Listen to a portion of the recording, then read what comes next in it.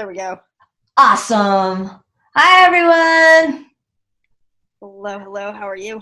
I am good. How are you doing? I'm well. Excellent.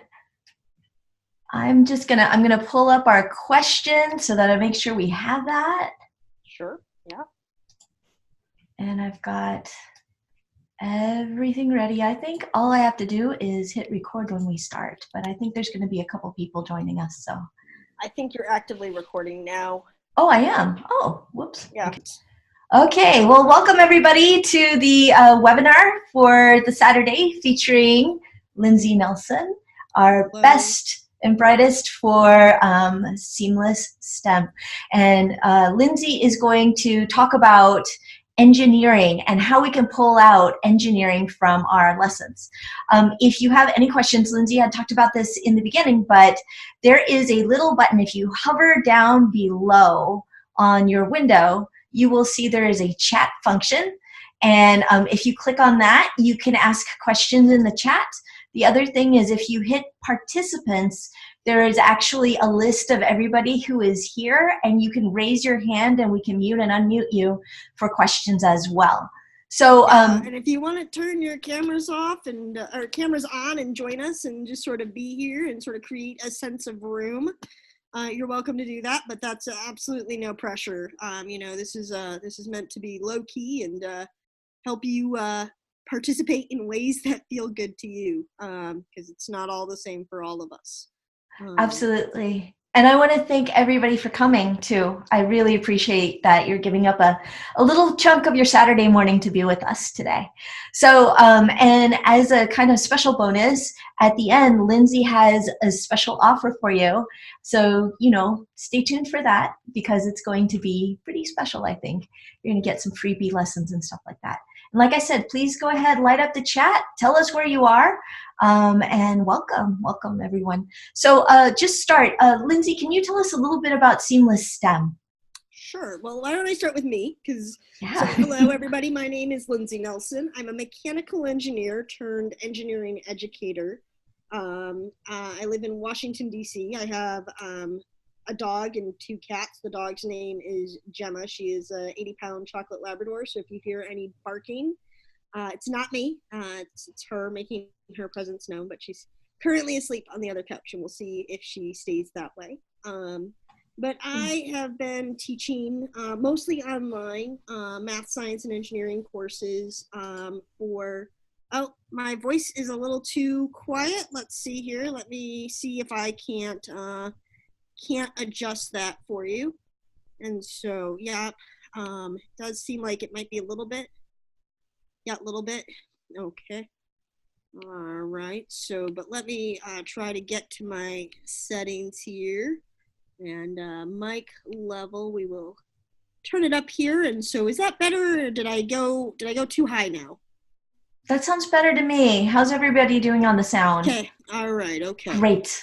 Got it. All right. So, again, this is one of the benefits of being on my own classroom is I know where all these controls are, so it's not a big deal. And so thanks for letting me know that, you tell students I can't solve problems I don't know exist. So I appreciate that. And also related to that, if there's some vocabulary or some framing that you're not catching, do send up a smoke signal in the chat, or raise your hand, let me know that there's a problem, that you're not understanding me. But I've been teaching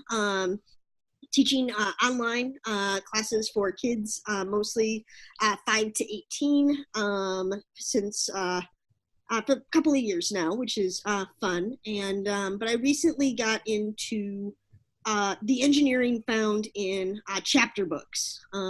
One of the interesting things about engineering is that too many engineering challenges are given devoid of any kind of real context, and it has a really significant knockdown effect on how historically underrepresented groups can resonate with STEM disciplines.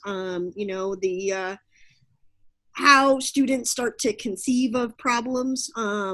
Some people really privilege the social context of, why would a family want to cross a river? If we're talking about like an Oregon Trail crossing, it's a very different phenomenon than if we have a family dwelling in the city who is trying to dream about accessing economic opportunities across the river.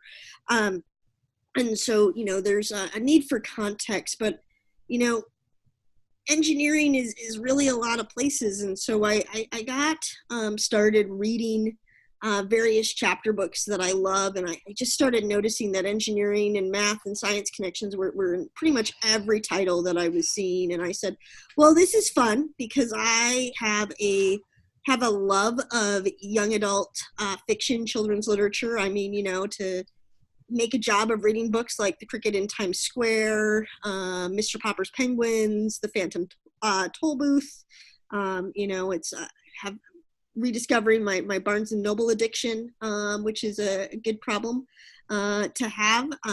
But so Seamless STEM, what it is it's me understanding that the way that my brain looks at these texts and the way that other people's brains look at these texts are disparate. And so I will notice things that you don't notice, and that's okay. And I will see engineering connections and science connections and math connections that would go missed by casual observers. And so I try to highlight the text specifically, like here's the quote in the book, and then here's some of the ways that we can unpack the science, math, and engineering connections within that text itself. And so, it's a lot of fun, but that is a little bit about Seamless STEM. Awesome. So, Lindsay, you talked about engineering. So can you tell everybody, like, what is an engineer and what is that process of engineering that you're pulling out? All right. Well, the way that I define engineering is I really like to stick with engineering as a verb. It's something that people do. I happen to be an engineer because I do this full time. That's what sort of, makes me an engineer. That's a noun. But I like to think about engineering as a verb. It's something people do. And what we're doing is we're designing and building a machine, structure, or process that helps people solve a problem. And so, there's lots of different ways that engineers can design. But the way that I teach the engineering design process to my students, I just so happen to have it here, is I use what I call the ABCs of design here. And so this was up from an earlier class today, but I'm like, oh, well, this is useful. And so what you'll see here is there are 6 processes that we use to help us kind of pull an idea out of our imagination and make it reality. That's another way that I'll talk about it with students. But what we're doing is we're asking good questions. So we're turning on our wonderer. And we're asking who, what, where, when, why, how kind of questions. The more questions, the better. Brainstorm possibilities. We get our brains going. We try to kind of pull out the ideas that we have without judgment, and get lots of ideas, lots of voices participating in the conversation. We choose ideas to develop, and this step here is really, I think, a unique engineering step. How do we choose the ideas that we're going to go with? How do we decide if an idea is a good one? And so explain your reasoning. Great question to sort of give students an opportunity to explain why they've chosen a particular idea to develop. And so, also teacher friendly, right? Like, how did you get there? Why did you decide to do that? That sort of brings the choosing of the ideas to develop to work. Do the work to build the ideas. This is where we are prototyping, building our design. One of the things I tell my students is the proof is in the prototyping. Oh, I've got this idea. Great, excellent. Is it going to work? I don't know. Build it. You show me. Because that's the reality of it. As an engineer, I've seen so many proposals on paper that look like they would totally fail, and we build it and they work. And then I'm like, oh yeah, this is definitely going to be the most amazing thing ever. Try to build it, and you're like, and a whole lot of nope. They go together. It's very unpredictable. But this is why we do experiment to see how it works. And, this is where I say that failure is your friend in engineering. Our early experiments, we expect them to fail. I tell my students, if you haven't failed at least 4 times, you're not really pressing the envelope on creativity. And so really try to normalize failure and failed experiments and the joy being in the process of figuring things out, making observations. And then the last one's a bit of a stretch because I needed an F here for my ABCs, which is fine-tune the design. Sometimes this is tinkering or tweaking, might be other language, but to put a T here is just not going to work with my letters. So it's fine-tune, make those small adjustments. But, I tell students that good engineers will go around and around and around this circle to get to the best designs that we can. I also tell them that engineers are chronically dissatisfied with what we've done because we're always looking to make it better.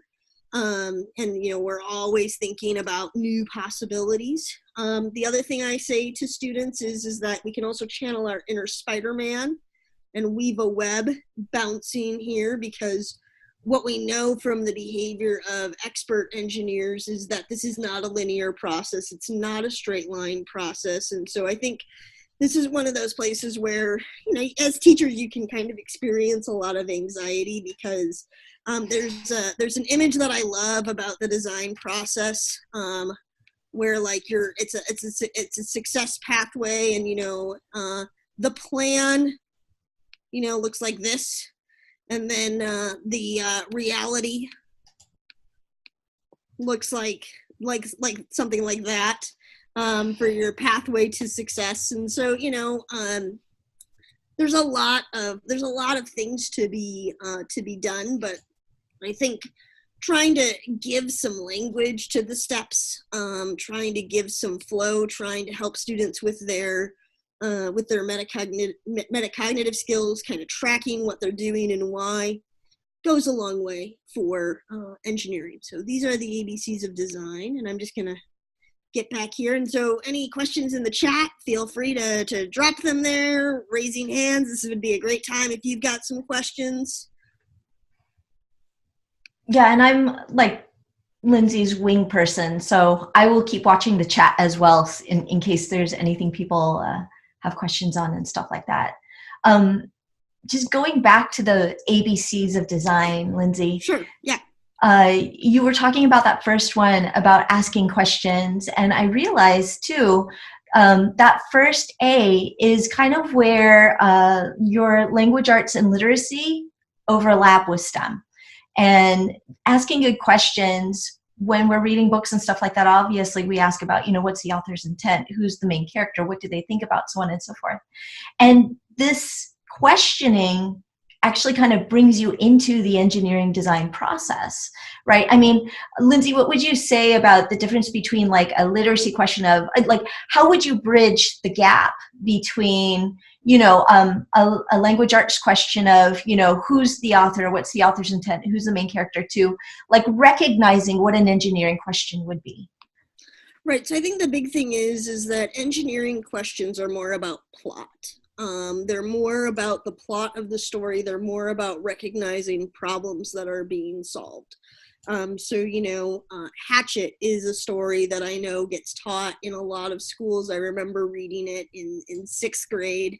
But the story is that Brian, the main character, crash lands on a lake with no sort of radio signal. A pilot has a heart attack, so he's like 250 miles off course from where anybody expects to find him, and he needs to survive. And so, there are some great vignettes throughout the story about, how he builds his shelter, how he creates fire, how he learns how to fish using a spear. And so, what problem is Brian trying to solve?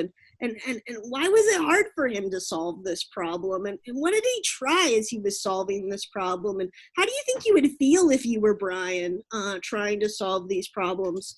And so, that when we're looking at kind of building empathy for the characters, the lines of questioning that we use, to build empathy and just awareness. Those are really great signs that there's probably some engineering there. You know, what would you have tried if you were Brian, right? Let's try to think about the brainstorming possibilities there. That gets us into that. You know, there's the lesson where he's working on trying to the part of the book where he's trying to get fish. You know, that's a really great refraction, and you could exercise, and you know, you could put quarters in bowls, and you know, what would be your spear strategy for trying to you know, get the quarter with the straw, and oh, it's bending, and you know, and that discovery to really make the books come to life. Trying to think, and you know, and that's one of the benefits for teachers, right, is you've got the benefit of the story, so you've already got a picture in your mind's eye about what the activity would look like, right? Like, Brian needs to catch fish. All right, I'm a classroom teacher, I've got this section in my book, how can I create a catching fish exercise in my classroom? And you know, and I've been around you know, grades 2, 3, 4. You know, you guys are teachers. My background is in secondary. I'm most comfortable with grade 6 and up. That's sort of where my sweet spot is. But I really admire the younger grades, because you guys are just relentlessly creative in trying to take these abstract ideas in books and trying to get it into concrete opportunities for your students to really enter into the story. And so, you know, the skills that you use to do that, you know, it's not hard to go from that kind of approach to your reading to doing a STEM challenge. And so, And actually, I was just about to say, when you talked about the fish activity, it's interesting because in our group, Andrea actually talked about an activity where she's doing a simulation with sharks catching Swedish fish in a tub. So might be something like, if you're looking at some of these things, and if you know, if Lindsay is, you know, inspiring you to do some of these things, you can always ask in the group, brainstorm and things like that for some ideas as well. So yeah. And I mean, and the thing about it is too, is, you know, as an engineer, it doesn't matter if I've already written it or not. It doesn't, you know, I'm constantly getting questions here. And Ernie, let's see here. Let's see if. Hang on a second. Ernie is asking about how to get audio, so we're just trying to. Yeah. So yeah, there's audio settings in Zoom. So usually on the bottom left-hand corner, you'll see like a microphone, and there might be a thing that says join audio, and that might help you. Mm-hmm. And I stopped my share so that the lower left-hand corner is back in the lower left-hand corner, because sometimes it can be up there. But what I was saying is it doesn't really matter if I've done the activities or if I've worked on a particular book, because, you know, engineers are constantly like, you give us a problem and then our brains immediately go into brainstorming. Like we really can't help it. You know, and so it's just like, well, I was reading, let's see, I've got Ice Dogs on my list of books to read. I was reading Ice Dogs, and you know, and so I vaguely know that this is a book about the Iditarod. I haven't read it yet, but it's on my list of things to read. But you know, let's say you're using Ice Dogs in your class. I haven't read it yet, but you say, I'm reading Ice Dogs and I'm trying to think about ways to have the kids experiment with different configurations of dogs for the dog sled teams. Okay, yep, all right, you've laid out enough information for me so that I can start to help you think about what's going on. And if I need more information, remember that ask good questions is a part of the engineering design process, and I'll ask you. So, you know, you don't need to necessarily feel a lot of pressure when asking for help about how to integrate STEM and literature. So yeah. So how would you define authentic STEM? I think authentic STEM to me is that it's rooted in a real problem. It's rooted in something that is actually interesting. I think that there's multiple approaches to the problem. So there's I'm gonna pick on Tinker Crate because Tinker Crate is one of my favorite not STEM examples. Because Tinker Crate, what it is it's a subscription service, and you pay your money, and they send you supplies. And they've got a really great engineering team working on the supplies. They have a lot of laser cut kind of components. They fit together in pretty much exactly one way. You follow the instructions and you can explore some science concepts with what they've done. They've got some fairly good conceptual discussions of the science, but it's also over-engineered within an inch of itself to make sure that it builds together in exactly one way. And there's not a lot of open-endedness. There's not a lot of opportunities to be creative. There's you do it right, it works. You do it wrong, it doesn't work. But I think in chemistry class, we used to call them cookbook labs, where you would just follow the step-by-steps and you'd get the exact right thing, and useful for developing some skills. That is something that's going on. And yay, Ernie, it looks like you've been able to join the sound with on your phone. So thank you for that. It can be kind of interesting to try to figure out how to get the sound in Zoom. So I appreciate you doing that work. But for me, authentic STEM is really like, do I know at the outset what students are going to do? And if the answer is no, I'm usually much happier. And so, one of my favorite activities to do is like a Lego engineering exercise where I'll say, build a dinosaur. And the students have pieces in front of them and they're like, how do I build a dinosaur? And I'm like, you tell me. We start to engage those ABCs of design, like, well, what parts of the dinosaur are most important? How many legs does your dinosaur have? And the encouragement of, there are no wrong answers here. Your dinosaur has 3 legs, cool. Your dinosaur has 2 legs, awesome. Well, my dinosaur has, 4 legs and a big long tail, amazing. Now, how are you going to build that? How are you going to create that? And so those are for me the markers of authenticity. Because I also feel like, when I'm given an engineering project, like design a science museum exhibit that's focused on Saturn. Okay, do I know what that's going to look like at the end? No, I have no idea. I've got to engage the engineering design process. I've got to ask questions like, well, how much space do I have for this exhibit? How much traffic flow? What kind of interactivity? What's around this exhibit where people can be making sense of what we're doing? And so I don't know what the exhibit's going to look like when I start, and but that's the real world of it. And so, as an engineer, I have expertise where I kind of know what are my immediate, like, top shelf questions to ask. But, one of the great things about working with like 8-year-olds is that their top shelf questions, sometimes I'm like, that's a really good question. And that's a pretty good one to have at the top of the list. And so within authentic STEM, when you can have everybody making a real contribution to the process, I think is also a part of that definition.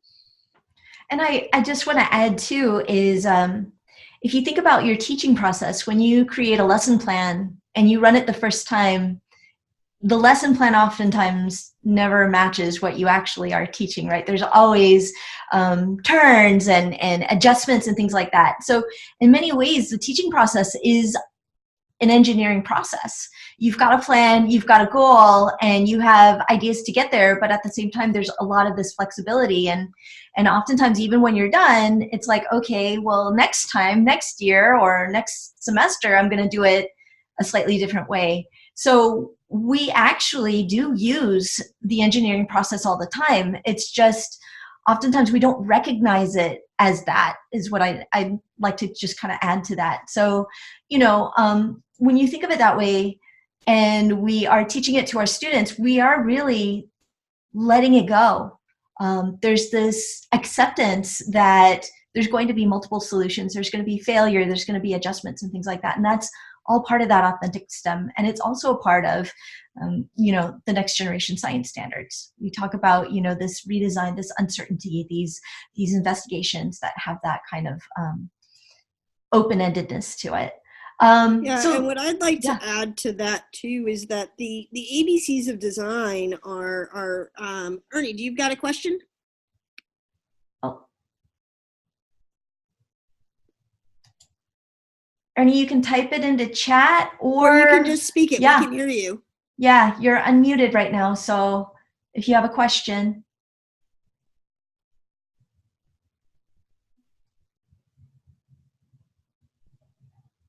I don't see.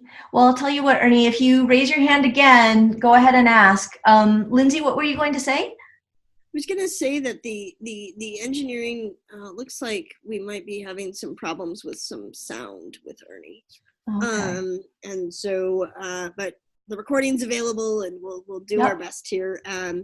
But I was saying that the engineering design process is a metacognitive layer. Like to say, like, when you think about asking good questions, if you know that that's a step of the process, then you can reflect and say, well, what questions am I asking? When you can say experiment to see how it works, you can sort of reflect, and you can say, have I given enough time for experiments, trial and error? And sometimes as teachers, like we aren't really interested in teaching the trial and error process because we've got a different goal. And so, knowing that the design is towards your goal is also okay. But the ability to reflect on what's most important and why, and metacognition is all about thinking, and so we can kind of reflect on this, reflect sort of on the spur of the moment and make those calibrations, and then we can reflect on what we've done. And but a lot of engineering is about reflective practice and having the vocabulary to explain why we're doing what we're doing. Absolutely. So in our group, we have a couple teachers that are just starting out. They have their first class, they're starting out with STEM, starting from scratch. And I had a few teachers that asked me, well, what does a lesson look like from the very start to finish? So I guess there's two questions there I want to ask you. One is, if I'm brand new, how do I start? And then the second question is, what does a lesson look like from start to finish? So, when you're brand new and you're talking about STEM, it's really important to think about your space, because there's that do the work to build the ideas as the D in the ABCs of design. And you don't need a lot of fancy stuff. Wrote a blog post about, getting a makerspace started for less than $200. But you want to have sort of like things kids can build with and prototype with. And so you can do sort of like the recycling parade style, where you've got scissors and hot glue guns and, all sorts of cardboard and clean recyclings. And you just have, just this process of kids bringing in a bag of recycling periodically whenever you're getting a little low, or whenever they think to bring it. It's a great sort of thing for your Friday folder, saying, please bring in a bag of recycling, or, doing it on rotations with your student jobs, right? Like, it's a bag of recycling day, if your last name starts with N through T, right? So you don't have to single anybody out, but that's one way to do it. Another way to do it is just getting some Lego kits where there's a lot of flexibility, because, prototyping doesn't need to be a massive space, but if you don't have any sort of crafting ability to actually do the work to build the ideas, if you're just kind of sketching and making plans and doing budgets, it's not going to really resonate with the kids as much as, being able to build and test. So, if you're just getting started, try not to overthink it. Just try to get going with a small amount. But, if scissors are on your student supply list about like what they are being asked to bring to school anyway, you can even start a makerspace by just bringing in your own recycling, right? And, and grabbing some masking tape from the teacher's lounge, right? Like, it doesn't need to be a big deal, but, having having that sort of like creative zone is really important if you're just getting started. So that's kind of thing one, as a step. And if I want to zero. add into that too, is I've had teachers here that actually go to their local convenience store or Walmart, and they just say, hey, I'm starting this new space. Do you have any spare cardboard for me? And you will get scads and scads of it. So that's another thing to ask. I know like we had our corner gas station here donated like 100 plastic cups one time just so that we had enough supplies for this and that. So, you know, ask, because a lot of these different stores and stuff like that will definitely supply these things for you, and you can get materials really quick. So right. I mean, you know, going to like shoe stores or like Sam's Club or Costco, like, you know, just fostering these relationships with people who are generating clean trash or clean recycling, like that can very easily become your makerspace material. Yeah, and there's a MIT design process video on prototyping about using cardboard and hot glue that if you remind me, I'll get that to you. I don't want to search for it right now, but it gives some great tips for prototyping with cardboard because it's really the real deal. Dyson vacuum cleaners still prototypes with cardboard and hot glue is their first step. And so Teresa in our group actually posted the link to where you can get the Dyson stuff for free. So, you know, check that out too. Yeah. Yeah. And so that is something that's there. So, you know, sort of pre-students, get yourself some stuff so that you can build in 3 dimensions. Now, when you're planning here, I mean, the big thing here is that engineering is about designing and building a machine, a structure, or a process to help people solve a problem. So find things where there are problems being solved that are interesting to you, which is why I use literature, because, you know, I like the cricket in Times Square. I think it's a really fascinating story. It's really fun to think about the challenge of how could you transport a cricket from Connecticut to New York? And these are the questions I wonder about as an adult. And these are the questions that I have wondered about as a kid. And so, you know, these are questions that are not, you know, distinct to engineering, but what they do is they give students and you sort of an insight as to what the engineering prompt might be. Because how do you guys think we could carry a cricket from Connecticut to New York?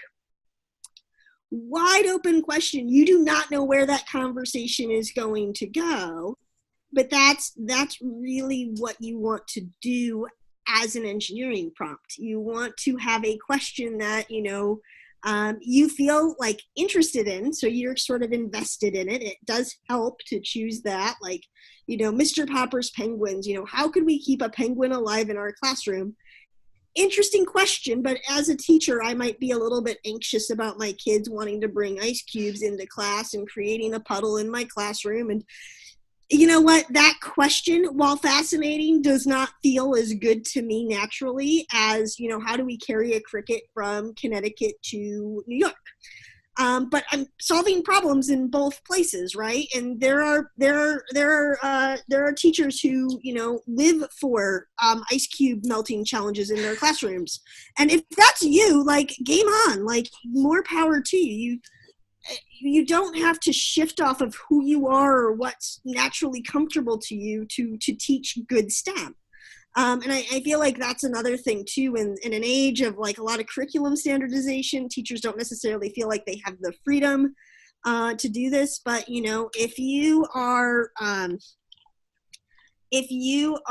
reading The Wild Robot and you want to like have your kids camouflaging themselves to blend in around the school, like, game on. Like, that's, you know, how would we camouflage ourselves to blend around in the school? Where should we try to blend in? What might be important to observe if we're going to blend in around the school? And, you know, and you don't necessarily, in the Seamless STEM guides, I try to, for every text passage that I call out, that are the main cores, I try to come up with like 4 different activity prompts. You don't need to do all of it, right? Like, STEM STEM is a quality over quantity kind of thing.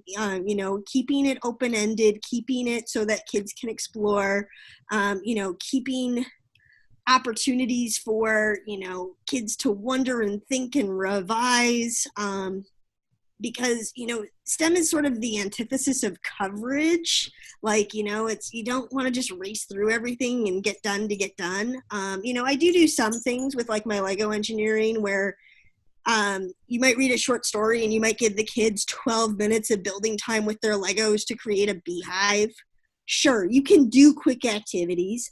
Quick activities are not that, but if you're going to do a really authentic problem solving exercise and you're really going to ask a big juicy question about a book, and you have 18, 24, 38 kids in your classroom to contribute to that investigation, you've got a lot of creative brains going on, and you've got to think about, am I actually creating space for the kids to ask the questions, or am I really trying to do a teacher facilitated discovery activity where I have a very pronounced place I want to wind up, and you can think and flex, right? Because STEM is science, technology, engineering, and math. And if you want to have a more science-focused lesson because you're trying to teach the temperature scales of Fahrenheit and Celsius, and Mr. Popper lives in Stillwater, Minnesota, where they're doing Fahrenheit, but Admiral Drake is from England, where they use Celsius, and they're trying to correspond about the health of their penguins. Okay, you've got a science and math goal, and that's fine. But you don't necessarily need to create a wide open engineering challenge out of that. And so, giving yourself permission to sort of move between those disciplines, and, and this is also one of those things where as a content specialist, as, an engineering educator, I know when we're in sort of a math zone versus a science zone versus an engineering zone, if you've got questions, ask, because, you don't necessarily need to be in the E of engineering to be doing a really cool activity with your kids. And if you're like, all right, I need a 25-minute activity on Friday that can sort of be a standalone because I'm done for the week and I just need something that my kids can run with for about 25 minutes. Lay it on me. That's design under constraint. That's a part of what we do. But I'm also not going to say, like, let's think about how to camouflage ourselves around the school if you only have 25 minutes to devote to that exploration. It's just not, it doesn't match. The question doesn't match the time that you have. And I think just to add to that too, when you start out with these STEM experiments, when you start out with any STEM activity, it's the driving question that's the key. And Lindsay has kind of thrown out a bunch of driving questions. So, basically, how does that question define the problem that you're trying to solve? And, that question is what defines the length of the activity, the nature of the activity, and all of that stuff. The other thing too is that, and I'm just going back to think about, how do you start from start to finish, right? If you have a book, then the next question, once you have that book, is, okay, here are all the questions from literacy, but then what are the engineering kinds of questions or problems that we can look at? And that's kind of where Lindsay is coming from. What kind of challenge can we do? What kind of, stories can we create? And when it comes to NGSS and those standards, that's one thing too. 2/3 of that standard is not about a fact or a content. 2/3 of it is about the process of science and engineering. So if you have kids that are designing, if you have kids that are building and testing and questioning, you're covering 2/3 of the science standards that are required. And, the rest comes, the process comes. It's one of my biggest mentors used to tell me, if you focus on the process, the content will come through. And that's really, a big part of it, because like a process is the A there is ask good questions. And so as kids are building and designing and testing, they're going to spontaneously ask questions like, how do I make this more stable? And then, and they're gonna think about that. And, and I think for us as facilitators, we want to try to create that chatter, that dialogue. And, like, oh, you look really frustrated. Are you wondering about a question right now? Oh, I'm trying to make it more stable. Oh, how to make it more stable is a great question. What do we mean by stable? What is stable? And you're in a small group because you've sort of, flown over and you've discovered that this is what this kid is thinking about. But, you're inviting that pedagogical dialogue around the concept, and you've just hit science standards. Like they're there and they're lurking. And I think that one of the things that I love about the NGSS is that, the science practices and the engineering practices, because these are habits of mind, and, the Common Core math standards are really tied to sort of mathematical habits of mind as well. And so what we're trying to do is we're trying to say, like, experts kind of think about fields in these ways. We think about with these practices that become ingrained in us, and they're very implicit parts of engineering knowledge. The idea that brainstorming is important. At this point, I've been an engineer for almost 20 years, and it just it's so organic. It just comes automatically that I don't remember ever not brainstorming. But then, because I'm an engineering educator and this is stuff that I've done and I've thought about, it's like, oh, I do remember occasional brainstorming exercises that we did in class to think about it. But, as elementary teachers, let's listen to everybody's ideas. Let's make sure everybody has a chance to contribute. You're teaching brainstorming. You might not be using the word brainstorming, but you're doing that work of the process. And so I think, trying to, like, math, Common Core, there's a lot of patterns, like looking for patterns. You've been looking for patterns before Common Core ever said it's a standard to look for patterns. And it's in science too. So both right. Patterns are in science and math. Literacy as well talks about patterns in literature, right? When you talk about alliteration and all of these other things. So it's cross-cutting there. Mm-hmm. Okay, so Holly has a question. I don't see much about how sketching fits into a makerspace or project-based learning. At what age can students learn isometric? Yeah, and I mean, and so Hang on, let me finish so that it goes on tape. Okay, sure. At what age can students learn isometric and maybe orthographic drawing, in your opinion, and how important is this to prototyping and presentation skills? And Holly says, I wrote a workbook to teach this, just not sure what best age to aim it at. I mean, again, for me, a lot of engineering skills, like the question about like how to age things in engineering is really tough, because you can make a catapult in preschool, you can make a catapult in 3rd grade, you can make a catapult in 10th grade, you can make a catapult as a senior engineering student.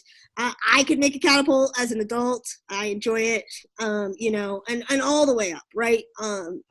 But so for me, the question is about sophistication and why, right? So, your 1st and 2nd grade math standards, let's say you have a challenge to design a playground, right? Going out on your playground and observing things like where are we seeing circles, where are we seeing squares, where are we seeing triangles, how, like, can we find a rectangle that's taller than us, can we, and using the students as measuring sticks, right?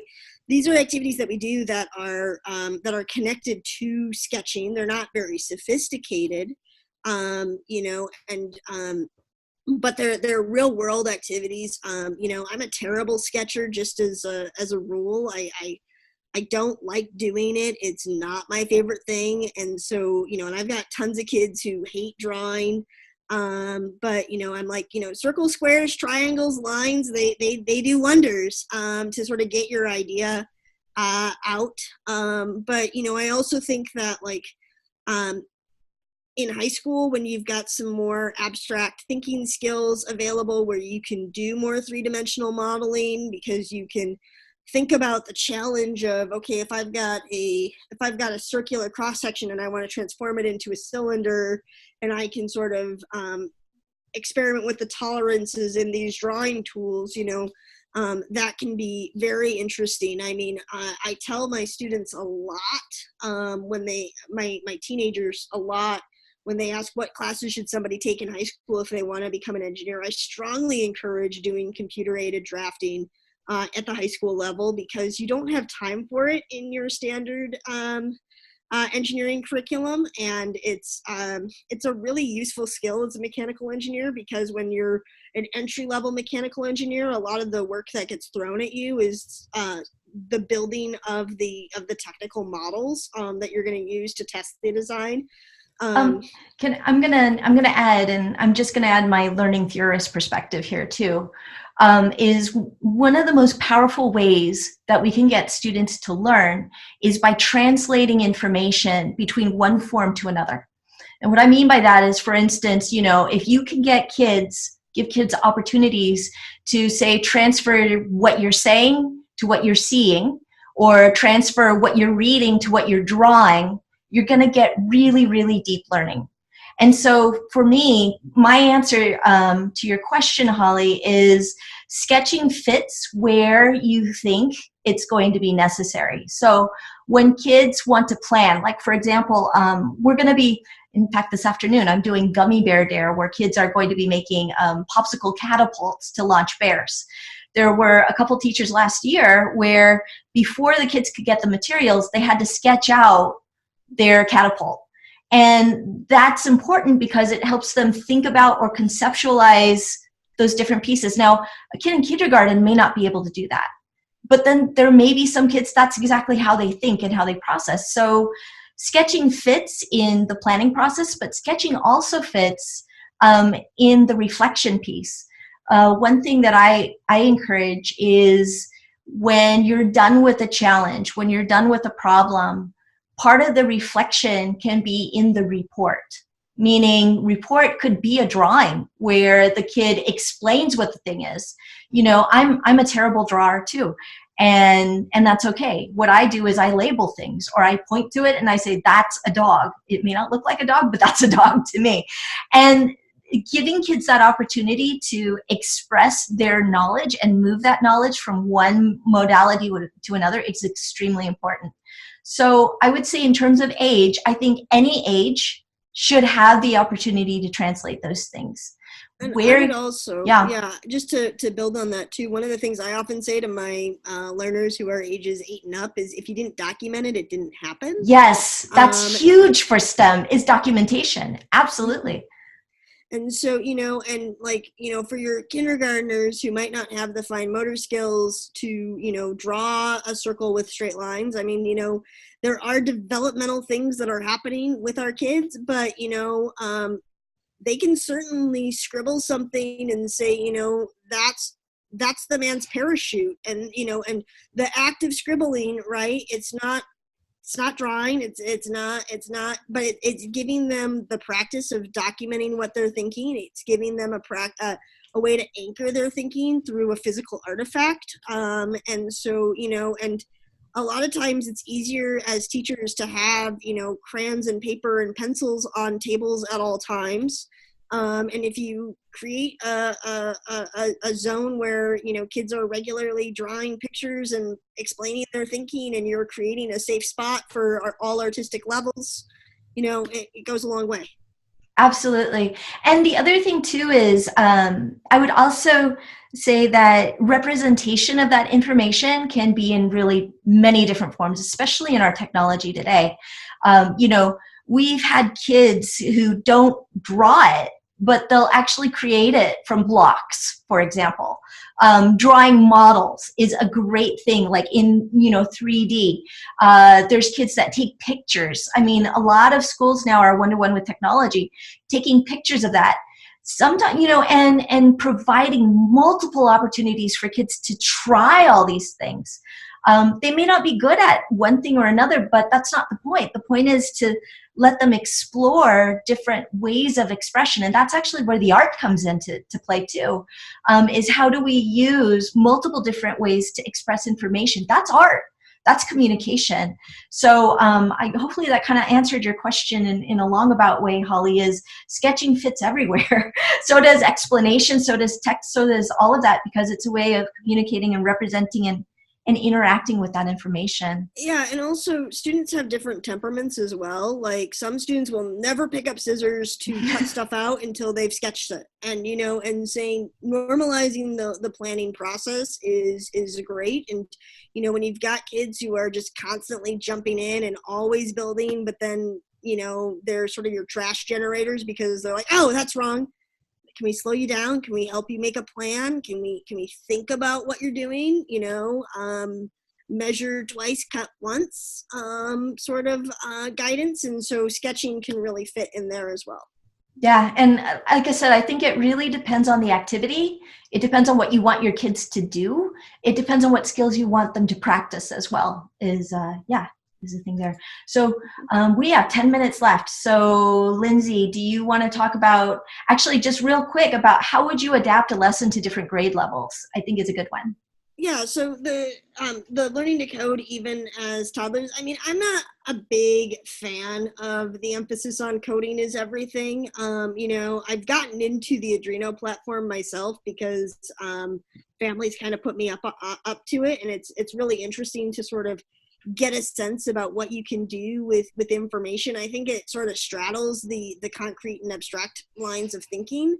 And so, but when you think about scaling for different grade levels, what I would think about is the level of sophistication that you're expecting, and then connections, concrete and abstract would be sort of an axis, and then real world versus imagination as another axis of sophistication. So was one of the big things about middle school students is that they really love the opportunities to try to be adults. And so, the idea that Admiral Drake and Mr. Popper are corresponding about penguin care, and Admiral Drake is writing all of his temperatures in Celsius, and Mr. Popper is trying to make sense of what he means, because, that's a very real world problem. And international communications, unit conversions. These are big concerns in the real world, and that's legitimate engineering correspondence. But with when I'm working with younger kids, I'm much more apt to like pretend about the dragon, and how can we keep the penguin safe from the dragon? And just if you're reading Dragon Loves Tacos and you're doing Mr. Popper's penguins, and or you have a kid who loves dragons who loves tacos, and you can shift your questions around to meet the kind of existing knowledge base of your room. But for me, the big question is, concrete versus abstract. I think with coding, especially, the push is to way more abstract. I'm not a big fan of the block coding because I don't think it teaches the right attention to detail that's necessary to get script codes well. I think we can do a lot by sort of overinflating kids' sense of confidence too early in their skills. And I'm seeing more and more of that in my classrooms, and I always kind of feel a little bit bad where part one of the instruction is knocking a kid down a few pegs to actually be able to get on ground level where they can do things. But it's also just knowing that there's a lot more cookbook stuff out there where plug play, a lot of noise out there in teaching, and when we talk about something like coding, there's so much bad out there. It's kind of hard to like screw up like kids reading, like in kids reading ability, because there's so many different ways to cultivate literacy. But as elementary teachers, if you're in first grade, you've really got a good sense as to, is this kid got a good sense of their reading skills and their reading abilities? And it's not terribly unlike that when it comes to coding. There's just a lot more garbage coming out younger and younger, and kind of shifting what's going on there. I mean, I think we'll figure it out. I think what we're dealing with is coding deals a lot with discrete math, where you have to have ons and offs and ones and zeros and trues and falses. But a lot of us have come through an algebra heavy style, which is a continuous variable kind of math. And so I feel like some of this emphasis on coding is going to also shift into more skill development in discrete math. But that's something that's going on there. I want to add too, I'm really careful about these, coding is going to solve the world, or coding is going to, make your kids interested in STEM and stuff like that. I think it's important to think about what's the context. If it's just an equation or just a code or just in a game, and it's devoid of this, like what you were saying, Lindsay, real world application, real world context, it's not going to help. And I don't think it's going to help at any age. I think it's really, really important when we look at any of these programs. Is it too scripted? Is it too restricted? Are all the kids supposed to do the same thing and create this cookbook thing? Because if that's the case, that actually is not authentic. Mm-hmm. Or is it something that's going to be open? Is it about, the design process, the creativity, coming up with those things? The more open-ended it can be, the more, I think, realistically STEM it is, and so I would say, just saying we're going to put a coding program into a school or into a, whatever age it is I'd be very careful about that, because we first have to say, is it really STEM, or is it just coding and a band-aid to a bigger issue, which is, how do we create a scientifically literate society? Well, we can't do that out of a box. You can't do it with the rest of people. And I also think too that, like, one of the big things that I wonder about is budgets as well, because, like, makey kits are cool, but they're really limited in what they can do, and they're like, they're like $50 or $40, and sometimes you can get them at teacher bulk discounts and whatnot. But at the end of the day, what I think about when I'm looking at buying resources is how many different ways can I actually use this? And I feel like so many coding platforms and implementations are really profoundly limited in how flexible they are. But I did want to tell you guys about the special offer that I have for you guys, because I write the Seamless STEM curriculum. It's a library of books, and I'm continuing to add to it on the regular. The URL for the Seamless STEM is actually, let me share my screen and everybody can see it. How's that? That'll work. Yeah. Okay, let's see. And but I just wanted the URL there in the chat so that you can find it. Oh, there we go. Yeah. And so, but what this is these are all sorts of different things. I'm letting Yen sort of get to the screen so that she can share it. There you go. Here we go. Can you see it, everyone? The Seamless STEM? Yeah, this is the, so this is the coupon code here for the, right here. For the library. It's STEAM Cafe. And so this will save you $50 off of lifetime access. And the but what this is a bunch of STEM activity guides for different books. I've finished the Cricket in Times Square, and by the way, if you go to seamlessstem.com, Cricket in Times Square is free for you.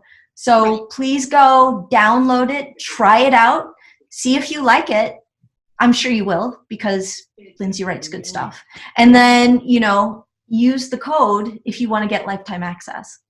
Right. And then the lifetime access means that as I'm adding more resources to the library, you get all of the books. And so if you've got a title that you're like, hey, Lindsay, I teach Sign of the Beaver in my curriculum.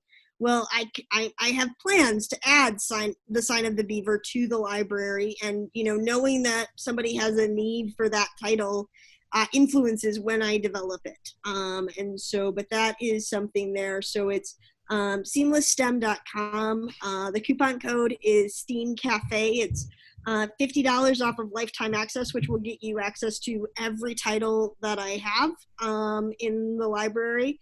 There's also some really great sub-lesson plans for you in that, where there are short story clips where there's some good engineering content, where there's some Lego engineering prompts that you can, watch the story, have the kids dialogue about the questions, have them do a STEM design challenge, and and sort of build up. And so it's a really easy tool to sort of pull into a sub plan where you're not necessarily having the kids just sort of doing standard activities where they can still use the makerspace kind of resources.